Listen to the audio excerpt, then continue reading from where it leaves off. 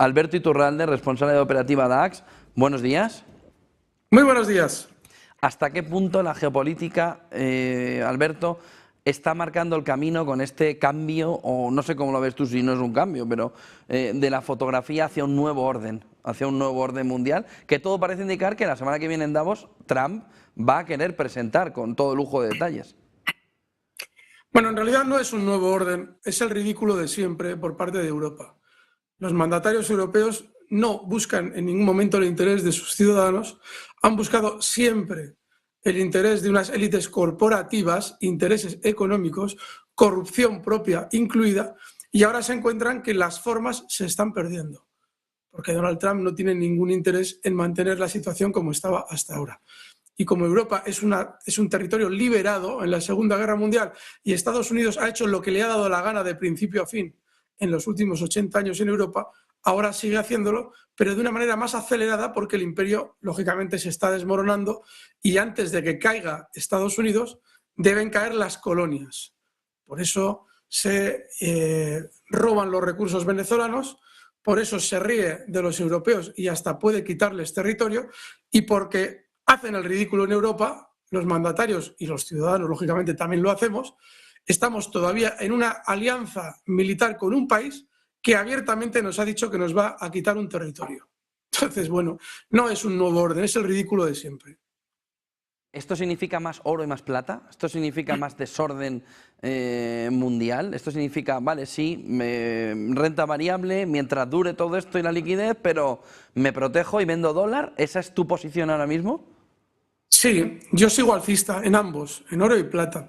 El problema que tenemos con tanto la plata como con el oro es que cuando realizan subidas todos los activos muy importantes, lo hemos visto en su día con los criptoactivos y lo vamos a ver toda la vida con todos los activos, ya lo que se acerca al mercado, es decir, los nuevos operadores que intervienen en estos activos, ya no lo hacen desde un punto de vista estructural de la economía, es decir, como hemos comentado estos años, ¿no? El oro, lógicamente, va a ayudarnos a salvaguardar nuestro poder adquisitivo, obviamente cambiando moneda fiat por oro. Y meses después, en mayo o en junio, yo empecé ya a explicar que la plata también iba a servir. ¿Cuál es el problema? Que hemos vivido subidas de un 160% en muy poco tiempo en ambos metales. Con lo cual, ojo, ahora es probable que lo que veamos sea mucha más volatilidad, sobre todo en la plata, y que quienes ahora se incorporan, que lo están haciendo solo por especulación, sin entender que las compras debieron hacerse hace tiempo, veremos si aguantan los movimientos que vienen, porque ya ambos están llegando a zonas críticas. Así es que, sí, oro y plata, pero es que los gráficos del oro y de la plata son de órdao. Estamos hablando de que la plata ha subido, pues fíjate, en los últimos meses, ni más ni menos ha llegado a subir, de hecho hoy ha marcado nuevos máximos históricos, un 158%. Entonces, que vayamos a ver recortes es normal. Por eso yo por lo menos siempre he recomendado que en el caso de la plata y el oro se tengan en formato físico. Ahora ya estamos entrando en el mundo de la especulación. Veremos qué sucede. Renta variable, ¿también alcista? Estamos llegando a los 7.000 puntos en el Sí, SP500. ¿También alcista sí, hasta cuándo, Alberto? Porque claro, el miedo del inversor, igual que en oro y plata, es, oiga, y si esto mete una explosión, me van a sacar a Groenlandia, ¿sabes lo que digo? La situación es sí. complicada, es decir, estamos muy altos también. Sí, es verdad. Pero para que los mercados se giren a la baja, que es el escenario que podemos temer, tienen que aumentar su volatilidad. Y así como hablábamos de que la plata sí tenía una alta volatilidad, los mercados no la están teniendo. O sea, la subida última que ha realizado el DAX para romper el inmenso lateral en el que se encontraba limitado durante meses, esa subida ha sido con muy baja volatilidad. Antes de producirse un recorte muy importante, tiene que aumentar mucho esa volatilidad. Entonces, si ahora tenemos, imaginemos que durante las próximas semanas viéramos un recorte, hay que estar muy atentos a ver cuál es la reacción de la información. Es decir, si tenemos un cierto recorte en bolsa y aparece, como hemos visto en el pasado, ese nerviosismo de que esto va a caer en cualquier momento y vamos a tener un desplome, entonces lo normal es que el mercado siga subiendo. Es decir, que cualquier recorte que veamos sea algo temporal para continuar al alza. El recorte de verdad, el que realmente va a dejar a todo el mundo fuera de combate, se va a producir cuando lo que veamos al recortar, al empezar a recortar, sea complacencia. Yo cuando en el año 2022, en octubre, explicaba aquí en Negocios que la bolsa iba a subir y mucho más de lo que la gente se imaginaba, los comentarios que se producían, y lógicamente yo tengo que mirarlos para ver cuál es el sentimiento de la masa, eran de que este hombre está loco, ¿cómo va a subir el mercado? Eso es una locura. Bueno, pues desde entonces hemos subido sin cuartel. Entonces, cuando el mercado vaya a caer, va a suceder exactamente lo mismo, pero al revés. Que cuando a alguien se le ocurra decir que hay que tener mucho cuidado porque la bolsa probablemente va a caer, los comentarios sean los de este hombre está loco, ¿cómo va a caer la bolsa si los ratios de tal o de cual, no sé qué, son muy alcistas? Entonces, eso todavía no lo estamos viviendo, pero nos estamos poco a poco dirigiendo a ese escenario. No sabemos cuándo va a ser, con lo cual hay que seguir tranquilos y comprados. La volatilidad es baja, lo cual es un indicio clarísimo de que hay continuidad en las subidas, y hay que estar muy atentos a si se produce un recorte puntual, si saltan las alarmas. Y si saltan las alarmas es muy buena señal de que el mercado va a seguir subiendo. Con lo cual, por ahora, tranquilidad. ¿Te preocupa la fotografía que ayer Jamie Dimon, pero bueno, ya empieza un informe de Nomura, ponía encima de la mesa alrededor de la Reserva Federal? Hablaban ya de Nomura de 1972, cuando Nixon dice me vas a bajar los tipos de interés 1,5 puntos porque me sale de las narices, por no decir de otro sitio. Y es verdad que la economía estadounidense se dispara un 7,7, pero vamos, como un caramelo a la puerta del colegio, dura nada y nos viene luego, claro, es como la última inflada al globo antes de que te explote en la boca.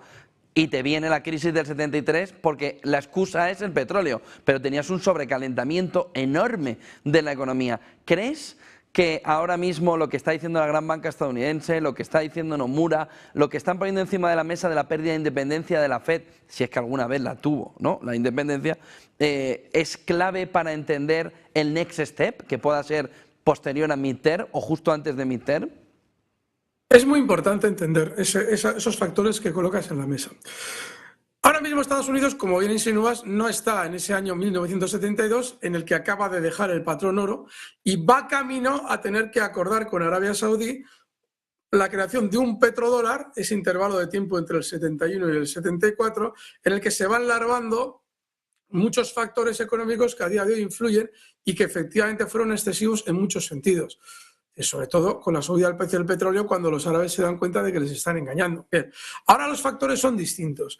Ahora mismo Estados Unidos tiene una brutal deuda que tiene que atender o bien creando colateral o bien robándolo. A eso obedece la guerra a Venezuela. Bueno, la guerra no, la operación de Venezuela, la mascarada de operación a Venezuela, acordada con Maduro y con el gobierno de Delcy Rodríguez. Es decir, yo ahora mismo tengo que ir robando los recursos de lo que considero mis colonias. Hispanoamérica para Estados Unidos y Europa también para Estados Unidos. Se ha llevado de Europa la producción y se ha llevado de Hispanoamérica, se va a intentar llevar los recursos naturales. Eso le mantiene a Estados Unidos vivo durante probablemente alguna década más o algunas décadas más como un país absolutamente imprescindible en la geopolítica mundial. Claro, ¿qué es lo que ocurre? El problema de deuda estadounidense no está en Estados Unidos. El problema de deuda, que no es estadounidense, está en Europa. Está en las colonias que no pueden defenderse del hegemón. Fijaos lo que está pasando con Groenlandia. Con lo cual, Estados Unidos ahora mismo, cuando cambien al presidente de la Fed, si este no hace lo que Donald Trump quiere, recordemos que Jerome Powell fue nombrado por Donald Trump, con lo cual no nos extrañe que nombre a uno que cree que es un títere y cuando el títere tome poder en el cargo dirá, ahora no le hago caso a Donald Trump y hago caso al sistema financiero. Eso es súper lógico que suceda. Entonces, si hiciera caso a Donald Trump, hay un problema de inflación súper importante larvado. ¿Por qué? Porque los países no van a querer comprar la deuda estadounidense. Sí, no, el bono estadounidense es muy seguro. Bueno, es muy seguro, pero los dólares que te van a devolver dentro de 10 o 20 años, depende de la duración del bono, van a ser dólares devaluados. Con lo cual, tú no vas a querer comprar esa deuda porque el tipo de interés fijado es artificial. Va a tener que comprarlo la Fed. Entonces, si tiene que comprarlo la Fed, tiene que emitir nueva moneda. Claro, se libran de subir los impuestos en Estados Unidos para pagar deuda, pero nos cargan a todos con la inflación lógica de una moneda hegemónica a nivel global. Entonces, ese es el proceso que probablemente Donald Trump quiere seguir. Sin embargo, su economía no tiene un gravísimo problema, porque tiene para pagar. El problema de Europa es que no tiene para pagar, porque su economía se está yendo por el sumidero, no hay a nadie a quien robarle los recursos y tenemos una grandísima deuda, en algunos casos mucho mayor que la de Estados Unidos. Con lo cual, Estados Unidos no tiene el problema. Sí, podrá tener temporalmente, por mantener artificialmente los tipos bajos, una cierta inflación, pero de ahí salen. Otra cosa es cómo va a salir Europa de la situación en la que está. A partir de aquí, eso sí, ¿cómo ves la fotografía desde China, ¿no? Porque China y Rusia miran ahora mismo estupefactos, ¿no? La fotografía también geopolítica, diciendo, oiga, si es usted el que está rompiendo también el orden internacional. ¿Qué próximos pasos pueden tomar, sobre todo China, pero también Rusia, en un escenario geopolítico, en un tablero como el actual? Esa es la tomadura de pelo. Es decir, ¿cómo puedes tú acusar a China de ser un peligro cuando que alguien nos diga en los últimos 40 años dónde ha ido China a robar nada? Otra cosa es que haga acuerdos más o menos ventajosos y los cobre. Es decir, estamos hablando de un relato falso y es muy importante mediáticamente ponerle freno, porque si nos tragamos un relato falso, vamos con la cantinela noticia tras noticia y al final estamos tergiversando la verdad. No, quien rompe las normas del juego que se habían fijado teóricamente es Estados Unidos. Punto pelota. Si dice, no, es que Rusia invadió Ucrania. Sí, pero si tú te montas bases militares en México, imagínate que Rusia las monta en México. ¿Qué haría Estados Unidos? Pues probablemente algo mucho más bestia que lo que ha hecho Rusia. Es decir, ¿quién está aquí rompiendo las normas de continuo? Estados Unidos. Con lo cual, bueno, China por ahora aguanta, veremos lo que pasa en Irán, porque seguramente ahí Estados Unidos está actuando bien, porque claro, está amenazando a Irán y todo el mundo dice, oh, es que Estados Unidos ahora quiere abusar con Irán. No, no. Estados Unidos está asegurándose de que quien actúa no sea Netanyahu. Se está colocando ellos primero, porque en la anterior guerra, en la de los 12 días, Netanyahu tuvo que pedirle ayuda a Donald Trump y ya comentan exanalistas de la CIA como Ray McGovern que Netanyahu amenazó a Donald Trump con que si no intervenía utilizarían armas nucleares. Y ahora Donald Trump ha dicho, mira, tú Netanyahu no tenés ni media torta porque los iraníes son mucho más fuertes que vosotros. Déjame a mí actuar. ¿Por qué actúa Donald Trump? Porque necesita apoyo de sus congresistas en las midterm. Con lo cual va a intentar una revolución de color, que es lo que estamos viendo ahora. Lo mismo que hicieron en Maidán, lo están haciendo en Irán. Es decir, llaman a la gente a protestar, ponen dinero en ello y luego, mediante grupos armados, asesinan a miembros de los manifestantes y a miembros de las fuerzas del orden. El mismo esquema que utilizaron en Euromaidán. Donald Trump quiere llevar él el control para que no se le escape. Es decir, si Netanyahu vuelve a atacar de manera independiente a Irán, vamos a ver qué pasa ahí, porque Israel ya ha demostrado que no tiene ni media torta con respecto a Irán.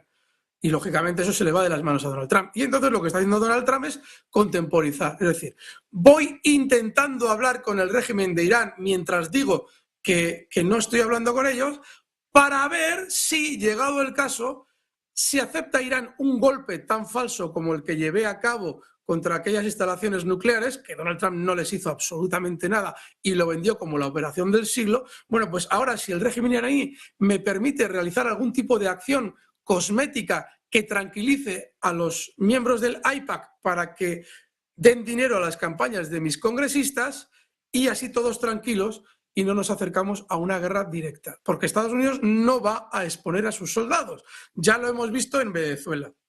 Con lo cual, quizás lo que estamos viendo en Irán sea otra mascarada de Donald Trump para evitar un problema más grave en la zona.